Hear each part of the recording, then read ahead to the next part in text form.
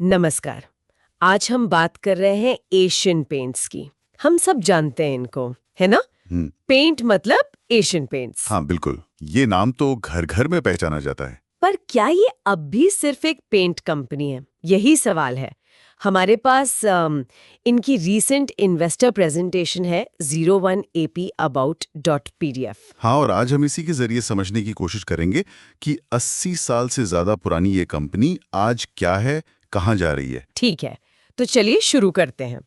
जैसा मैंने कहा, ये सिर्फ पेंट कंपनी तो अब लग नहीं रही। इनका दायरा काफी बड़ा हो गया है। बिल्कुल, मतलब दीवार पेंट से शुरू होकर अब ये modular kitchen, bathroom fittings, sanitary ware, lighting, यहाँ तक कि यूपीवीसी विंडोज भी बना रहे हैं। बाप रे, किचन और बाथरूम भी? हाँ हाँ, एशियन पेंट्स एप्को जैसे बड़े ब्रांड्स तो हैं ही, पर अब ये होम डेकोर में भी पूरी तरह उतर चुके हैं। तो इनके बिजनेस के मुख्य हिस्से क्या-क्या हैं?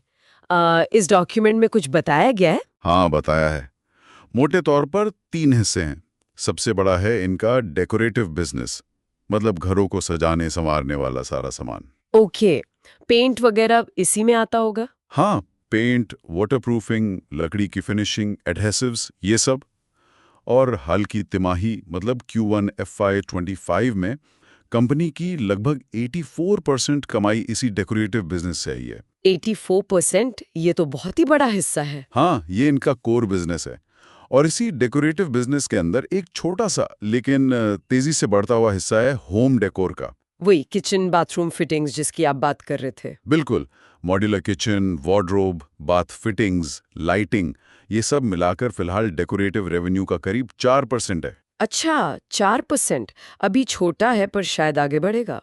हम्म और बाकी दो हिस्से कौन से हैं? दूसरा है इंटरनेशनल बिजनेस। ये कुल कमाई का लगभग 7% है। ये लोग 14 देशों में सीधे ऑपरेट करते हैं और 60 से ज्यादा देशों में सर्विस देते हैं। अच्छा, इंटरनेशनल प्रेजेंस भी है। कहाँ-कहाँ मुख्य रूप से? Q1 FY25 के हिसाब से देखें तो एशिया से करीब 38%, मिडल ईस्ट से 37%, अफ्रीका से 22% और साउथ पैसिफिक से 3% रेवेन्यू आया। तो एशिया और मिडल ईस्ट इनके बड़े इंटरनेशनल मार्केट्स हैं। हम्म। और तीसरा सेगमेंट? वो शायद इंडस्ट्रियल वाला है। हाँ, इंडस्ट्रियल बिजनेस। और ये काफी दिलचस्प है क्योंकि ये बहुत तेजी से बढ़ा है। तेजी से? कितना? Q1 FY25 में ये कंपनी के टोटल रेवेन्यू का करीब 9% था। अब सोचिए, सिर्फ 2 साल पहले FY22 में ये सिर्फ 2% था। अरे वाह, 2% से सीधा 9%? 2 साल में? ये तो कमाल की ग्रोथ है। हाँ बिल्कुल, ये PPG इंडस्ट्रीज के साथ इनका एक 50-50 जॉइंट वेंचर है, मतलब दोनों की बराबर हिस्सेदारी वाला बिजनेस। और ये करते क्या है इंडस्ट्रियल में? ये ऑटोमोटिव यानी गाड़ियों के लिए कोटिंग्स, मरीन यानी समुद्री जहाजों के लिए और पैकेजिंग इंडस्ट्री के लिए कोटिंग्स बनाते हैं। तो ये साफ दिख रहा है कि कंपनी अब सिर्फ घरों के पेंट पर डिपेंडेंट नहीं रहना चाहती, डाइवर्सिफाई कर रही है। एग्जैक्टली ये एक सोची समझी रणनीति है। देखिए, अपने कोर बिजनेस यानी डेकोरेटिव पेंट्स में तो ये लीडर हैं ही। लीडर मतलब कितना मार्केट शेयर है इनका? भारत का जो ऑर्गेनाइज्ड डोमेस्टिक पेंट मार्केट है उसमें 55% से ज्यादा हिस्सेदारी है इनकी। 55% से ज्यादा? बाप रे। हाँ, ये बहुत बड़ा नंबर है। और सिर्फ भारत में नहीं, ये एशिया की दूसरी सबसे बड़ी और दुनिया की 8वीं सबसे बड़ी पेंट कंपनी है। एशिया में दूसरी और दुनिया में 8वीं? जबरदस्त। हाँ, डेकोरेटिव पेंट्स में इनका शेयर 60% है और ऑटोमोटिव इंडस्ट्रियल कोटिंग्स में करीब 20%। तो मार्केट में पकड़ तो बहुत मजबूत है। वो तो साफ दिख रहा है इन नंबरों से। लेकिन कंपनी की फाइनेंशियल हेल्थ कैसी है? मैंने कहीं पढ़ा था कि पिछले साल ग्रोथ थोड़ी धीमी रही थी। हाँ, आपने सही सुना। FY24 में रेवेन्यू ग्रोथ थोड़ी धीमी थी, सिंगल डिजिट में।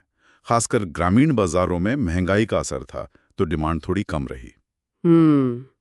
तो फिर मुनाफे का क्या हुआ? वहीं पे कहानी थोड़ी अलग है। अच्छी बात ये हुई कि कच्चे माल मतलब रॉ मटेरियल की कीमतें कम हो गईं और कंपनी ने कॉस्ट कटिंग भी की। तो भले ही रेवेन्यू ग्रोथ कम थी, मुनाफे में अच्छी बढ़ोतरी हुई। अच्छा, ये तो बढ़िया मैनेजमेंट का संकेत है। लेकिन इस धीमी ग्रोथ के माहौल में भी क्या कंपनी आगे के लिए बड़े प्लान बना रही है? निवेश वगैरह? हाँ, यहीं पर बात और दिलचस्प हो जाती है। धीमी ग्रोथ के बावजूद कंपनी भविष्य के लिए बहुत बड़ा दांव लगा रही है। अगले 3 सालों में कैपेसिटी एक्सपेंशन मतलब उत्पादन क्षमता बढ़ाने के लिए करीब 8,500 करोड़ रुपए का निवेश करने का प्लान है। 9,500 करोड़ 3 साल में? ये तो बहुत बड़ा अमाउंट है। बहुत बड़ा। लक्ष्य है कि कुल क्षमता को 17.3 लाख किलोलीटर प्रति वर्ष KLPA से बढ़ाकर 26.7 लाख KLPA करना है। 17.3 से 26.7 लाख KLPA। ये तो लगभग 1.5 गुना हो गया। हाँ बिल्कुल, और कई जगह काम पूरा भी हो गया है, जैसे खंडाल महाराष्ट्र और कासना यूपी में एक्सपेंशन हो चुका है। मैसूरू प्लांट का एक्सपेंशन भी Q1 FY25 में पूरा हुआ। वहां क्षमता 3 लाख से 6 लाख KLPA हो गई। और मध्य प्रदेश में एक नया प्लांट 2028 तक चालू करने का प्लान है। इतना बड़ा एक्सपेंशन, ये तो दिखाता है कि मैनेजमेंट को भविष्य में डिमांड बढ़ने का पूरा भरोसा है। सही कहा। या फिर ये मार्केट शेयर और बढ़ाने की तैयारी है। अच्छा, ये तो हुई कैपेसिटी की बात। क्या कंपनी कुछ नया बनाने मतलब इनोवेशन और R&D पर भी फोकस कर रही है? बिल्कुल, R&D पर भी अच्छा खासा खर्च कर रहे हैं। FY24 में करीब 120 करोड़ खर्च किए, जो FY22 में 93 करोड़ था। ओके। और इसका नतीजा भी दिख रहा है। 142 नए पेटेंट फाइल किए हैं, जिनमें से 72 मिल भी चुके हैं। सिर्फ FY24 में ही 19 पेटेंट मिले। पिछले साल ही इन्होंने 24 नए डेकोरेटिव और 16 नए इंडस्ट्रियल प्रोडक्ट लॉन्च किए। 24 डेकोरेटिव, 16 इंडस्ट्रियल, मतलब लगातार नए प्रोडक्ट्स ला रहे हैं। तो सिर्फ ज्यादा माल नहीं बल्कि बेहतर और नया माल बनाने पर भी जोर है। हाँ, फोकस दोनों पर है, वॉल्यूम भी और वैल्यू भी। लेकिन ये जो इतना बड़ा एक्सपेंशन हो रहा है और R&D पर भी खर्च बढ़ रहा है, इसका पैसा कहाँ से आ रहा है? क्या कंपनी पर कर्ज बढ़ रहा है? हाँ, ये एक पॉइंट है जिस पर ध्यान देना होगा। FY24 में कंपनी का कुल कर्ज बढ़कर करीब 2,470 करोड़ हो गया। 2,470 करोड़। और पहले कितना था? 2 साल पहले FY22 में ये करीब 1,600 करोड़ था। तो हाँ, निवेश के साथ कर्ज भी बढ़ा है। मैनेजमेंट का कहना है कि ये भविष्य की ग्रोथ के लिए जरूरी निवेश है। ये तो देखना होगा कि ये निवेश कितना रंग लाता है। तो आगे कंपनी का मेन फोकस कहाँ रहेगा? क्या इंडस्ट्रियल बिजनेस को और बढ़ाएंगे या होम डेकोर पर ज्यादा ध्यान देंगे? लगता है दोनों पर ही। साफ तौर पर लक्ष्य है कि इंडस्ट्रियल बिजनेस को और स्केल अप किया जाए और साथ ही होम डेकोर कैटेगरी को भी मजबूत करना है। होम डेकोर को कितना बड़ा बनाना चाहते हैं ये? प्लान है कि अगले 3 साल में होम डेकोर का हिस्सा डेकोरेटिव बिजनेस के रेवेन्यू का 8-10% तक पहुंच जाए। अभी ये 4% के करीब है। डबल से भी ज्यादा। इसके लिए क्या कर रहे हैं? इसके लिए वो अपने ब्यूटीफुल होम स्टोर्स का नेटवर्क बढ़ा रहे हैं। हर साल करीब 18-20 नए स्टोर्स खोलने का इरादा है। अभी इनके करीब 60 ऐसे स्टोर्स हैं। अच्छा, ये ब्यूटीफुल होम स्टोर्स क्या है? यहाँ सब कुछ मिलता है? Paint, kitchen, bathroom fittings? हाँ, ये वन स्टॉप शॉप जैसा कॉन्सेप्ट है, जहां आपको एशियन पेंट्स के सारे होम डेकोर सॉल्यूशंस एक ही जगह मिल जाएं। समझ गई। और इन सब प्रोडक्ट्स को ग्राहकों तक पहुंचाने के लिए इनका डिस्ट्रीब्यूशन नेटवर्क कितना फैला हुआ है? ओहो, वो तो बहुत ही विशाल है। भारत में 1,60,000 से ज्यादा रिटेल टच पॉइंट्स हैं, मतलब दुकानें जहां इनका सामान मिलता है। 1,60,000? हाँ, इसके अलावा 60 ब्यूटीफुल होम स्टोर्स तो हैं ही। फिर 2,67,000 से ज्यादा बिजनेस इन्फ्लुएंसर हैं, मतलब पेंटर्स, कॉन्ट्रैक्टर्स, आर्किटेक्ट्स वगैरह, और 21,000 से ज्यादा सप्लायर्स जुड़े हुए हैं। जबरदस्त नेटवर्क है। और फैक्ट्रीज कितनी है? मैन्युफैक्चरिंग के लिए भारत में 18 प्लांट्स हैं और भारत के बाहर 17 प्लांट्स हैं। ओके। तो कुल मिलाकर तस्वीर ये उभरती है कि एशियन पेंट्स अब सिर्फ एक पेंट कंपनी तो बिल्कुल नहीं है। सही। वो ये एक बहुत बड़ी होम डेकोर दिग्गज बन चुकी है या बनने की राह पर है। सही कहा। बाजार में इनकी पकड़ बहुत मजबूत है, खासकर डेकोरेटिव पेंट्स में। भविष्य के लिए बहुत बड़े एक्सपेंशन प्लान्स हैं। इनोवेशन पर भी फोकस है। हाँ, और ये लगातार कोशिश कर रहे हैं कि सिर्फ पेंट से आगे बढ़कर पूरे घर के लिए सोल्यूशन प्रोवाइडर बने। इंडस्ट्रियल सेगमेंट में भी ग्रोथ अच्छी दिख रही है। हालांकि कुछ चुनौतियां भी हैं, जैसे पिछले साल डिमांड में थोड़ी नरमी देखी गई और कर्ज भी बढ़ा है। बिल्कुल, चुनौतियां तो हैं, पर कंपनी का विजन और जो निवेश वो कर रहे हैं वो काफी महत्वाकांक्षी लगता है। वो लगातार इवॉल्व हो रहे हैं, अपनी परिभाषा बदल रहे हैं। तो यहाँ श्रोताओं के लिए एक सोचने वाली बात छोड़ जाते हैं। जिस तेजी से एशियन पेंट्स, होम डेकोर और इंडस्ट्रियल सेगमेंट में अपनी पहचान बना रही है और जिस पैमाने पर ये एक्सपेंशन कर लें, क्या कुछ सालों बाद हम इसे सिर्फ पेंट कंपनी कहना भी चाहेंगे या इसकी पहचान पूरी तरह बदल चुकी होगी? सोचने वाली बात है। इसका जवाब तो शायद वक्त ही देगा। नमस्कार। आज हम भारतीय पेंट सेक्टर पर नजर डाल रहे हैं। हमारे पास कुछ बड़ी कंपनियों के फाइनेंशियल आंकड़े हैं। एशियन पेंट्स, बर्जर, कंसाइनर, रुलैक, एक्सोनोबिल, इंडिगो, सिरका और शालीमार पेंट्स भी। तो इन नंबर से समझने की कोशिश करते हैं कि भाई बाजार में कौन कहाँ है, क्या चल रहा है वैल्यूएशन में, है ना? चलिए शुरू करते हैं। सबसे पहले जो चीज दिखती है वो है साइज का फर्क। मतलब कंपनियों के आकार में बहुत अंतर है। एशियन पेंट्स को ही लीजिए, मार्केट कैप करीब 2,36,000 करोड़, बहुत बड़ा। हाँ बिल्कुल। और बर्जर पेंट्स जो दूसरे नंबर पर है वो करीब 69,000 करोड़ पर है। तो ये फर्क ही दिखाता है कि एशियन पेंट्स का दबदबा कितना है बाजार में। सही बात है। मार्केट कैप से एक अंदाजा तो लग जाता है स्केल का। हाँ, निवेशक कंपनी को कितना बड़ा आंक रहे हैं ये साफ होता है। अच्छा, अब आते हैं वैल्यूएशन पर। प्राइस टू अर्निंग यानी पीई रेशियो। यहाँ कहानी बड़ी मजेदार है। ये पीई क्या होता है? एक बार थोड़ा सा बताएंगी? हाँ जरूर। देखिए, पी बताता है कि निवेशक कंपनी की कमाई के हर एक रुपए के बदले कितना पैसा देने को तैयार है। मतलब अगर पी 50 है तो आप कमाई के 1 रुपए के लिए 50 रुपए दे रहे हैं। अच्छा, तो ज्यादा पीए मतलब ज्यादा उम्मीदें हैं या महंगा शेयर? हाँ, दोनों हो सकता है। या तो लोग भविष्य में जबरदस्त ग्रोथ एक्सपेक्ट कर रहे हैं या फिर शेयर शायद ओवरवैल्यूड हो। समझ गया। तो यहाँ शालीमार पेंट्स का पी देखिए, 797 से भी ज्यादा। हाँ, ये तो बहुत ही ज्यादा है। और मजे की बात, उनकी हालिया प्रॉफिट ग्रोथ नेगेटिव है, आरओई भी नेगेटिव है। यही तो हैरानी की बात है, इतना ऊंचा पी और फंडामेंटल्स इतने कमजोर। इंडस्ट्री का औसत पी करीब 42-43 बताया गया है जी। और उसकी तुलना में एशियन पेंट्स करीब 60 और बर्जर करीब 58 भी औसत से ऊपर हैं। लेकिन शालीमार वाला आंकड़ा तो एकदम ही अलग है। खास परिस्थिति का संकेत है या फिर जैसा मैंने कहा शायद ओवरवैल्यूएशन। इसकी तुलना में कॉन्साई, नैरोलैग 44 या एक्सोनोबेल लगभग 39 का पीई ज्यादा सधा हुआ लगता है। सही है। अच्छा, वैल्यूएशन के बाद बात करते हैं मुनाफे की। रिटर्न ऑन इक्विटी यानी आरओई, ये क्या दिखाता है असल में? आरओई दिखाता है कि कंपनी शेयर होल्डर्स के लगाए पैसे पर कितना रिटर्न, कितना मुनाफा कमा पा रही है। ये कंपनी की एफिशिएंसी का एक अच्छा इंडिकेटर है। ओके, तो इस पैमाने पर कौन आ गया है? यहाँ एक्सोनोबेल काफी मजबूत दिख रहा है, करीब 32% का आरओई है उनका। वाह, ये तो काफी अच्छा है। हाँ, काफी अच्छा है। वहीं शालीमार का तो नेगेटिव में है, जैसा हमने पहले देखा। और एक और चौंकाने वाली बात, एशियन पेंट्स, इतनी बड़ी कंपनी लेकिन हालिया सेल्स ग्रोथ नेगेटिव 4.5% और प्रॉफिट ग्रोथ तो और भी ज्यादा गिरी है, -28%। हाँ, ये आंकड़े जरूर सोचने पर मजबूर करते हैं।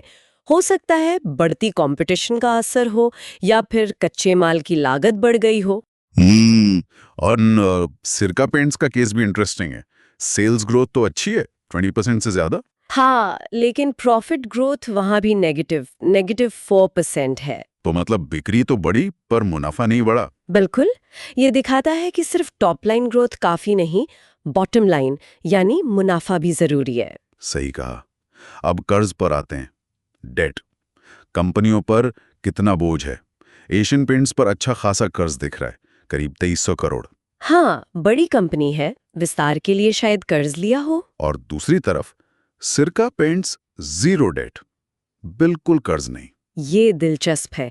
शून्य कर्ज मतलब फाइनेंशियल रिस्क कम, कंपनी ज्यादा सुरक्षित लगती है। लेकिन क्या इसका मतलब ये भी है कि वो ग्रोथ के लिए अग्रेसिव नहीं है? ये एक सवाल हो सकता है। कर्ज एक टूल है ग्रोथ के लिए, बिना कर्ज के शायद वो कुछ मौके छोड़ रहे हों। और बर्जर पेंट्स पर भी ठीक ठाक कर्ज है, लगभग 770 करोड़। हाँ, वो भी एक महत्वपूर्ण आंकड़ा है। कर्ज का मैनेजमेंट बहुत जरूरी होता है। अच्छा, अब देखते हैं कि इन सब का शेयर बाजार में रिटर्न पे क्या असर पड़ा। हम्म पिछले 1 साल का रिटर्न, हम्म यहाँ भी तस्वीर मिली-जुली है। एशियन पेंट्स ने नेगेटिव रिटर्न दिया है, करीब -16%। हाँ, हालिया ग्रोथ के आंकड़ों को देखते हुए शायद ही एक्सपेक्टेड था। कंसाई नैरोलैक भी नेगेटिव, -8% के आसपास। और शालीमार तो बहुत ज्यादा नीचे है, -36%। ये रिटर्न बाजार के सेंटिमेंट और कंपनी के प्रदर्शन दोनों को दर्शाते हैं। लेकिन कुछ कंपनियों ने अच्छा भी किया है। एक्जो नोबेल करीब 25% ऊपर, हाँ, उनका आरओई भी अच्छा था। शायद बाजार उसे रिवॉर्ड कर रहा है। और सिरका पेंट्स भी करीब 20% का पॉजिटिव रिटर्न। जीरो डेट और अच्छी सेल्स ग्रोथ, शायद निवेशकों को ये पसंद आया। बर्जर का रिटर्न भी ठीक रहा, करीब 15%। तो क्लियर विनर या लूजर कहना मुश्किल है। बिल्कुल, ये तो बस 1 साल की कहानी है। लॉन्ग टर्म में तस्वीर बदल सकती है। एक आखिरी पॉइंट, प्रोमोटर होल्डिंग, यानी कंपनी के मालिकों की हिस्सेदारी। Berger, Kansai, Akzo Nobel, Shalimar, इन सब में प्रोमोटर होल्डिंग काफी ज्यादा है, करीब 75%। हाँ, ये काफी हाई है। अक्सर इसे प्रोमोटर्स के कंपनी में भरोसे और कंट्रोल का संकेत माना जाता है, और एशियन पेंट्स में ये करीब 53% है। जो फिर भी काफी ज्यादा है, लेकिन उन चारों से कम है। इसमें शायद इंस्टीट्यूशनल और पब्लिक होल्डिंग ज्यादा होगी। तो अगर हम समेटें पूरी बात को, एशियन पेंट्स साइज में किंग है, पर हालिया ग्रोथ थोड़ी धीमी है, कर्ज भी है। सही। शालीमार का वैल्यूएशन, वो पी, एक पहेली बना हुआ है। बिल्कुल। एक्जोनोबल प्रॉफिटेबिलिटी यानी आरओई में अच्छा कर रही है। हाँ सिरका पेंट्स बिना कर्ज के चल रही है, जो उसे अलग बनाता है। जी। और पिछले 1 साल के रिटर्न्स भी काफी अलग-अलग रहे हैं। हाँ, तो ये आंकड़े हमें एक समय का नजारा देते हैं, लेकिन ये सवाल जरूर उठाते हैं, इन अलग-अलग प्रदर्शनों के पीछे की असली वजह क्या हो सकती हैं? क्या ये रॉ मटेरियल कॉस्ट है, बढ़ती कंपटीशन, या कंपनियों की अपनी स्ट्रैटेजी में फर्क है? या फिर पूरी इकॉनमी का असर है? ये सब सोचना पड़ेगा, क्योंकि ये सब कंपनियां हैं तो पेंट सेक्टर में ही, पर उनकी कहानी इतनी अलग क्यों है? इन वजहों को समझना आंकड़ों से भी ज्यादा जरूरी है। बिल्कुल सही कहा। आंकड़ों के पीछे की कहानी जानना है हमें। चलिए, आज के लिए इतना ही। धन्यवाद। नमस्कार। आज हम कुछ तिमाही वित्तीय आंकड़ों पर गहराई से नजर डाल रहे हैं। ये आंकड़े मार्च 2022 से मार्च 2025 तक के हैं। हमारे पास बिक्री, खर्च, मुनाफा और ईपीएस मतलब प्रति शेयर आय, ये सब हैं। तो कोशिश रहेगी कि नंबर्स के पीछे की कहानी समझें, क्या रुझान है और असल में चल क्या रहा है। चलिए बिक्री से शुरू करते हैं।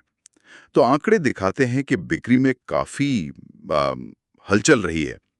जून 2023 में देखिए 9,182 के आंकड़े पर थी बिक्री, जो काफी ऊंचा लगता है। लेकिन फिर हाल की तिमाहियों में गिरावट आई। जैसे मार्च 2025 तक ये गिरकर 8,359 पर आ गई। ये मतलब कोई सीधी लाइन नहीं है, ऊपर नीचे हुआ है। हाँ, बिल्कुल। और जो बात इसे और दिलचस्प बनाती है, वो है साल दर साल बिक्री वृद्धि दर, मतलब YOY सेल्स ग्रोथ परसेंट। जून 2022 में ये आप देखिए 54.10% थी। जबरदस्त उछाल था वो। लेकिन हाल में मार्च 2025 तक आते आते ये -4.26% हो गई, मतलब नेगेटिव में चली गई। तो ये सिर्फ आंकड़ों का उतार चढ़ाव नहीं है, ये शायद कंपनी के प्रदर्शन में एक बड़े बदलाव का संकेत दे रहा है। हाँ, ये नेगेटिव हो तो चिंता की बात है। अच्छा, अब अगर खर्चों पर नजर डालें, मटेरियल कॉस्ट यानी सामग्री लागत का प्रतिशत, ये 56% से 64% के बीच रहा है, मतलब एक रेंज में। लेकिन कर्मचारी लागत, एम्प्लॉय कॉस्ट परसेंट, इसमें एक बढ़ोतरी दिख रही है धीरे धीरे। 6% से बढ़कर लगभग 8% तक पहुंच गई है। हाँ, ये ध्यान देने वाली बात है। मटेरियल कॉस्ट तो ठीक है, एक दायरे में है, पर एम्प्लॉय कॉस्ट का 6% से 8% होना, ये 2% की बढ़ोतरी, खासकर जब बिक्री, जैसा हमने देखा, अस्थिर है, तो ये मुनाफे पर दबाव डाल सकती है। हो सकता है वेतन बढ़े हों या ज्यादा लोग रखे हों, या फिर टैलेंट रिटेन करने का खर्चा हो। सही। तो बिक्री में अस्थिरता और ये बढ़ती कर्मचारी लागत, इसका असर मुनाफे पर कैसा दिख रहा है? ऑपरेटिंग प्रॉफिट और operating profit margin OPM percent को ही देखें अगर, जून 2023 और दिसंबर 2023 में ओपीएम 23% के शिखर पर था। ये तो अच्छा लगता है। हाँ, 23% ओपीएम काफी अच्छा माना जाता है। ये दिखाता है कि ऑपरेशनल एफिशिएंसी ठीक थी उन तिमाहियों में। लेकिन दूसरी तरफ सितंबर 2022 और मार्च 2024 जैसी तिमाहियों में ये 15% तक भी गिरा है। और 15% का मार्जिन वो थोड़ा चिंताजनक हो सकता है। ये इशारा करता है कि या तो लागत बढ़ गई या फिर बिक्री से उतना मार्जिन नहीं बन पा रहा। और यहाँ मामला और भी नाटकीय हो जाता है जब हम नेट प्रॉफिट यानी शुद्ध मुनाफे को देखते हैं और खासकर उसकी साल दर साल वृद्धि दर YoY प्रॉफिट ग्रोथ परसेंट। जून 2022 में 82% की शानदार वृद्धि। ऐसा लग रहा था कि कंपनी रॉकेट बनी हुई है। लेकिन फिर मार्च 2025 तक आते आते ये -35% तक गिर गया। मतलब +82% से सीधा -35%। ये तो बहुत बड़ा स्विंग है। बिल्कुल, ये तो जैसे किसी रोलर कोस्टर राइड जैसा है। और ये गिरावट सिर्फ बिक्री में नरमी की वजह से नहीं लगती।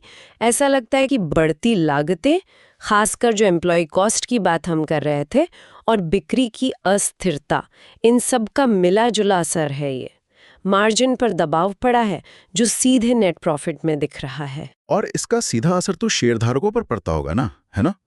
प्रति शेयर आय, ईपीएस के आंकड़े क्या कहते हैं? हाँ, ईपीएस तो सीधा सीधा यही कहानी बताता है।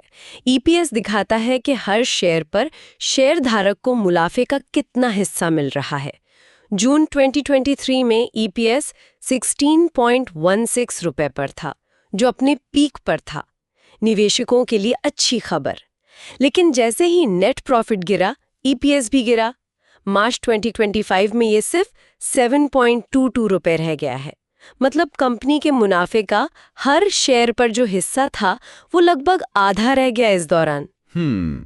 तो कुल मिलाकर अगर हम इन सब को जोड़कर देखें तो तस्वीर ये बन रही है। बिक्री में काफी उतार चढ़ाव है। कुछ लागतें, खासकर एम्प्लॉय कॉस्ट, वो बढ़ रही हैं, जिसके कारण ऑपरेटिंग मार्जिन पर दबाव आया है और नेट प्रॉफिट में भारी गिरावट हुई है। और अंत में ईपीएस यानी प्रति शेयर आय, उसमें भी तेज कमी आई है। बिल्कुल सही। आंकड़े यही कहानी साफ साफ बता रहे हैं। बिक्री की ये अस्थिरता और लागत के जो मौजूदा ट्रेंड्स हैं, ये मिलकर एक बड़ा सवाल खड़ा करते हैं। और वो सवाल क्या है? सवाल ये है कि भविष्य में क्या मुनाफे का ये स्तर बना रहेगा? मतलब क्या ये सस्टेनेबल है? खासकर तब जब बिक्री का भरोसा नहीं और लागतें बढ़ने का ट्रेंड दिख रहा है। क्या कंपनी इस दबाव को मैनेज कर पाएगी और मुनाफे को फिर से स्थिर कर पाएगी या बढ़ा पाएगी? ये एक ऐसा मुद्दा है जिस पर आगे और ध्यान देने और सोचने की जरूरत है। तो आज हमारे पास मार्च 2014 से मार्च 2025 तक के कुछ काफी डिटेल्ड फाइनेंशियल नंबर्स हैं। हाँ, बिल्कुल। सेल्स, खर्चे, प्रॉफिट, मतलब सब कुछ है इसमें जी। और हम कोशिश करेंगे कि इन 11-12 सालों में क्या ट्रेंड्स रहे हैं उनको समझें। सही। ये आंकड़े असल में एक पूरी कहानी बताते हैं, एक दशक से ज्यादा की। उतार भी हैं, चढ़ाव भी। हाँ। देखते हैं ये नंबर्स क्या कहते हैं। मजेदार बात यही है कि वक्त के साथ कहानी कैसे बदलती है। अच्छा, तो सबसे पहले सेल्स यानी बिक्री को देखते हैं। हाँ। मार्च 2014 में थी करीब 12,220 और ये बढ़ते बढ़ते मार्च 2024 में, मतलब पिछले साल, 35,495 के पीक पर पहुंच गई। काफी शानदार बढ़त है ये तो। हाँ, लेकिन फिर एकदम लेटेस्ट मार्च 2025 में ये थोड़ी नीचे आई है, 33,906 पर। अच्छा, थोड़ी गिरावट। और जो टीटीएम सेल्स ग्रोथ है, मतलब पिछले 12 महीनों की, वो अब -4% दिखा रही है। ओ, तो मतलब हाल में बिक्री घटी है। हाँ, बिल्कुल। और अगर सेल्स ग्रोथ की रफ्तार देखें, मतलब परसेंटेज में, तो उसमें भी काफी उतार चढ़ाव है। जैसे देखिए, मार्च 2022 में ग्रोथ 34% से भी ज्यादा थी, बहुत तेज। वाह। लेकिन फिर मार्च 2025 आते आते ये -4.5% के करीब आ गई। तो ये हाल का प्रेशर साफ दिख रहा है। बिल्कुल। ये शॉर्ट टर्म दबाव दिखाता है, लेकिन लंबी अवधि में देखें तो 10 साल की कंपाउंड सेल्स ग्रोथ, यानी सालाना औसत ग्रोथ। हाँ, वो करीब 10% है, जो दिखाता है कि लॉन्ग टर्म में कहानी ठीक रही है, बुनियाद मजबूत है। अच्छा, और क्या यही पैटर्न नेट प्रॉफिट यानी शुद्ध मुनाफे में भी दिख रहा है? हाँ, काफी हद तक। नेट प्रॉफिट भी 2014 में 1263 था और वो बढ़कर 2024 में 5558 के अपने हाईएस्ट लेवल पर गया, और फिर 2025 में गिरकर 3710 पर आ गया। बाप रे, यहाँ तो टीटीएम प्रॉफिट ग्रोथ -28% है। ये तो बिक्री से कहीं ज्यादा गिरावट है। बिल्कुल सही पकड़ा आपने। और यहीं पर ऑपरेटिंग प्रॉफिट मार्जिन यानी ओपीएम परसेंटेज अहम हो जाता है। ओपीएम मतलब ऑपरेशन से कितना कमा रहे हैं? हाँ, बिल्कुल। बिक्री के हर 100 रुपए पर कंपनी अपने कोर बिजनेस से कितना मुनाफा निकाल रही है। तो इसका क्या ट्रेंड रहा है? देखिए, दिलचस्प बात यह है कि बिक्री में इतने उतार चढ़ाव के बावजूद ओपीएम ज्यादातर स्थिर रहा है, हाल के सालों में 17% से 21% के बीच। ये तो अच्छी बात है। हाँ, ये अच्छा संकेत है। लेकिन एक लेकिन है। क्या? सबसे हाल के साल में ये 21% से घटकर 18% हो गया है। ओ, तो मतलब बिक्री सिर्फ 4-4.5% गिरी, लेकिन ऑपरेशनल मार्जिन 3% पॉइंट गिर गया। एग्जैक्टली। और ये इशारा करता है कि शायद या तो कंपनी कीमतें नहीं बढ़ा पा रही या फिर लागतें बढ़ रही हैं। लागतों का क्या है? डेटा में कुछ है? हाँ, डेटा दिखाता है कि मटेरियल कॉस्ट मतलब कच्चा माल, वो तो बिक्री का लगभग 50% के आसपास ही रहा है, ज्यादा नहीं बदला। तो फिर कोई और खर्चा हो सकता है या शायद कीमतें कम करनी पड़ी हो, ये देखना पड़ेगा। और इसका असर सीधा ईपीएस अर्निंग्स पर शेयर पे पड़ा होगा। बिल्कुल। ईपीएस भी मुनाफे के साथ ही चला, 12.71 से शुरू होकर 56.92 के पीक तक गया और फिर गिरकर 38.23 पर आ गया हाल में। लेकिन देखिए, अगर हम थोड़ी बड़ी तस्वीर देखें तो 10 साल की कंपाउंड प्रॉफिट ग्रोथ करीब 11% है, जो सेल्स ग्रोथ के बराबर ही है, लगभग 10%। हाँ। और एक और चीज, रिटर्न ऑन इक्विटी यानी आरओई, शेयर होल्डर के पैसे पर रिटर्न, जी, वो पिछले 10 सालों में लगातार काफी मजबूत रहा है, औसतन 26% के करीब। 26%, ये तो बहुत अच्छा माना जाता है। हाँ, बिल्कुल। हालांकि पिछले साल ये थोड़ा घटकर 21% हुआ है। फिर भी 21% बुरा नहीं है। नहीं, बिल्कुल नहीं। तो ये दिखाता है कि हाल की चुनौतियों के बावजूद फंडामेंटली कंपनी शायद ठीक कर रही है, शेयर होल्डर के निवेश का अच्छा इस्तेमाल कर रही है। ये तो दिलचस्प है, मतलब अंदरूनी मजबूती शायद अभी भी है, भले ही हाल का प्रॉफिट गिरा हो। लेकिन फिर स्टॉक प्राइस का क्या? स्टॉक प्राइस सीएजीआर, वो क्या कहानी कहता है? हाँ, वो कहानी थोड़ी मिली जुली है। कैसे? देखिए, 10 साल का सीएजीआर तो ठीक है, 12%। ओके। लेकिन अगर हम हाल के साल देखें, 3 साल का सीएजीआर है -5%। -5? हाँ। और 1 साल का सीएजीआर तो -16% है। ओहो, काफी गिरावट। तो ऐसा लगता है कि बाजार जो है वो हाल की दिक्कतों को लेकर ज्यादा चिंतित है, शायद मार्जिन गिरने और प्रॉफिट कम होने पर ज्यादा रिएक्ट कर रहा है। ये हो सकता है। बाजार अक्सर शॉर्ट टर्म पर ज्यादा फोकस करता है। सही कहा। तो कुल मिलाकर अगर हम देखें तो तस्वीर ये बन रही है कि लंबी अवधि में ग्रोथ अच्छी रही है। हाँ, 10 साल का ट्रैक रिकॉर्ड मजबूत है। लेकिन पिछले 1-2 साल में बिक्री पर दबाव है, मुनाफे पर दबाव है, मार्जिन कम हुए हैं और शेयर प्राइस भी गिरा है। बिल्कुल। और यहीं पर असली सवाल खड़ा होता है। क्या? कि इन आंकड़ों के पीछे की वजह क्या है? इतने सालों की ग्रोथ के बाद ये हालिया गिरावट क्यों आई? क्या बात? क्या ये सिर्फ बाजार की नॉर्मल साइकिल है या कंपनी के अंदर ही कोई खास दिक्कत चल रही है? जैसे वो गिरता हुआ ओपीएम, क्या वो किसी गहरी समस्या का संकेत है? हाँ, ये सोचने वाली बात है। या फिर पूरी इंडस्ट्री या अर्थव्यवस्था में ही कुछ ऐसा हो रहा है जिसका असर इस पर पड़ रहा है? ये वो सवाल हैं जिनके जवाब शायद इन नंबर्स से सीधे ना मिले, थोड़ा और गहराई में जाना होगा। बिल्कुल। आंकड़े कहानी की शुरुआत तो करते हैं, पर पूरी कहानी नहीं बताते। सही कहा। ये आगे की जांच का एक दिलचस्प पॉइंट है। हाँ, तो हमारे सामने आज मार्च 2014 से मार्च 2025 तक के, मतलब पूरे 12 साल के फाइनेंशियल आंकड़े हैं। जी। ये किसी कंपनी की बैलेंस शीट के दो हिस्से दिखाते हैं, लायबिलिटीज और एसेट्स। बिल्कुल, देनदारियां और परिसंपत्तियां। हाँ, और हमारा मकसद है कि इन सालों में जो मुख्य बदलाव हुए, जो ट्रेंड्स रहे, उनको थोड़ा समझें। चलिए देखते हैं ये नंबर्स क्या कहानी बता रहे हैं। हाँ, और देखिए पहली चीज जो एकदम से नजर आती है वो है साइज में जबरदस्त बढ़ोतरी। मतलब टोटल एसेट्स या टोटल लायबिलिटीज दोनों बराबर ही होते हैं। वो 2014 में जहाँ करीब 8,000 करोड़ के आसपास थे, हाँ। वो 2025 तक 30,000 करोड़ के भी ऊपर पहुंच गए। अरे वाह! ये तो आप देखिए लगभग 4.25 गुना की ग्रोथ है। 4.25 गुना, ये तो साफ दिख रहा है कि मतलब कारोबार बहुत फैला है। जी हाँ। अच्छा, इसको थोड़ा और खोलते हैं। पहले लायबिलिटीज की तरफ देखते हैं, वहां क्या खास दिख रहा है? देखिए लायबिलिटीज में जो सबसे इंटरेस्टिंग चीज है शायद वो ये है कि इक्विटी कैपिटल, हाँ। मतलब जो शेयर होल्डर्स की मेन पूंजी होती है, वो पूरे 12 साल सिर्फ 96 करोड़ पर ही रही है। हैं? 96 करोड़? मतलब उसमें कोई चेंज नहीं। बिल्कुल नहीं? एकदम फ्लैट 96 करोड़। ये तो थोड़ा सरप्राइजिंग है जब कंपनी इतनी बढ़ रही है। हाँ, है ना? तो इसका मतलब ये हुआ कि बाहर से इक्विटी के जरिए पैसा नहीं लिया गया। बिल्कुल सही।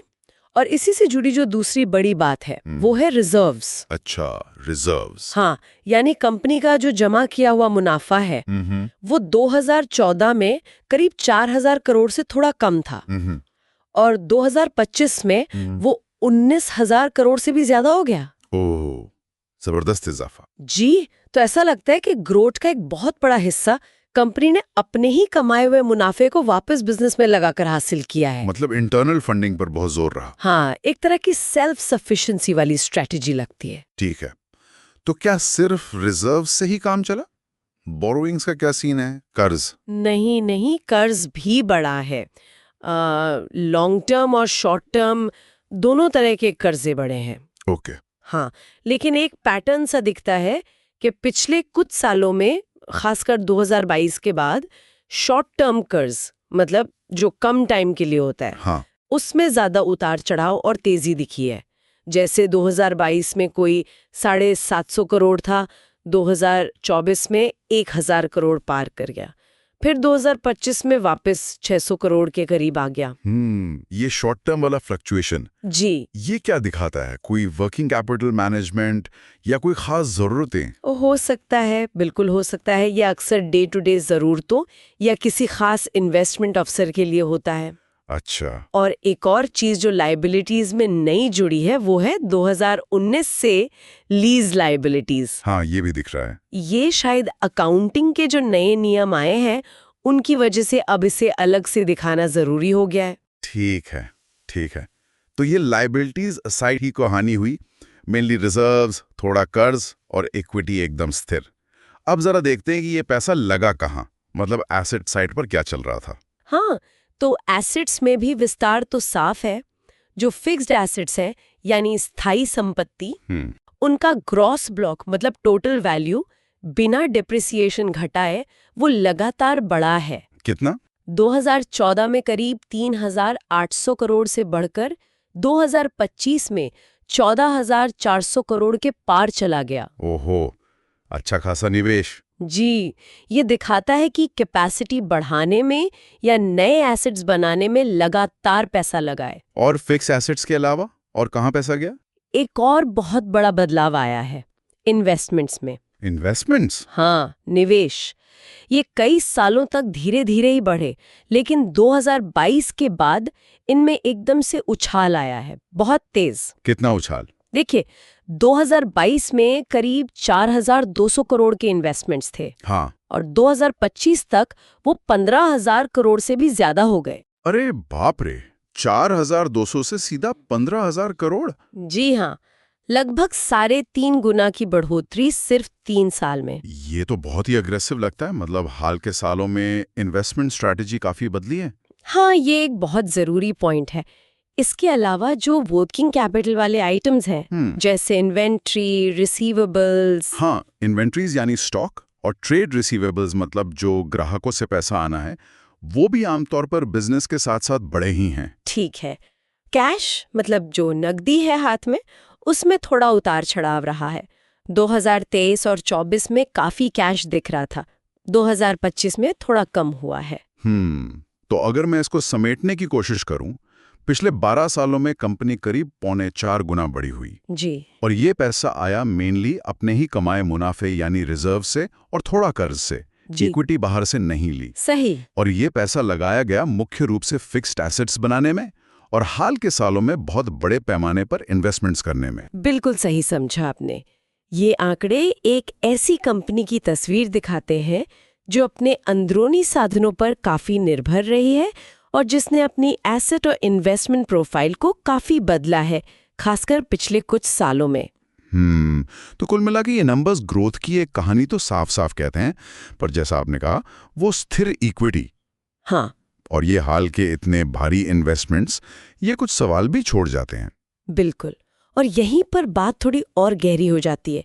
सोचने वाली बात है कि ये इक्विटी कैपिटल स्थिर क्यों रही? हाँ, क्यों? क्या कंपनी जानबूझकर बाहर की हिस्सेदारी नहीं बढ़ाना चाहती थी या कोई और मजबूरी थी? और ये जो अचानक इतने ज्यादा इन्वेस्टमेंट्स बढ़ गए, ये किस चीज में है? क्या ये कोई नई दिशा है, कोई बड़ा अधिग्रहण, या सिर्फ एक्स्ट्रा कैश को कहीं पार्क किया गया? सही बात है। इन सवालों के जवाब मिलेंगे तभी इन नंबर्स के पीछे की पूरी रणनीति और कंपनी की जो रिस्क लेने की क्षमता है वो कैसे बदली है, ये समझ आएगा। बिल्कुल, ये सोचने के लिए वाकई एक दिलचस्प पॉइंट है। हाँ बिल्कुल। हमारे सामने है मार्च 2014 से मार्च 2025 तक के कुछ वित्तीय आंकड़े। ये किसी कंपनी या संस्था के कैश फ्लो, मतलब पैसे के आने जाने का पूरा हिसाब दिखाते हैं। हाँ बिल्कुल। आज हम इन्हीं 12 सालों के आंकड़ों को जरा गहराई से समझेंगे। देखेंगे कि पैसा असल में कहाँ से आया और कहाँ खर्च हुआ। इसमें ऑपरेटिंग, इन्वेस्टिंग, फाइनेंसिंग, ये 3 मुख्य हिस्से हैं। बिल्कुल।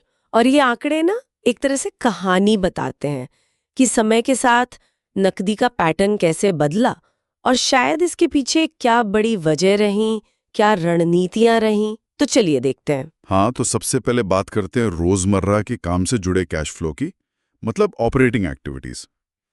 यहाँ जो संचालन से मुनाफा है, प्रॉफिट फ्रॉम ऑपरेशंस, वो तो बढ़ता दिख रहा है।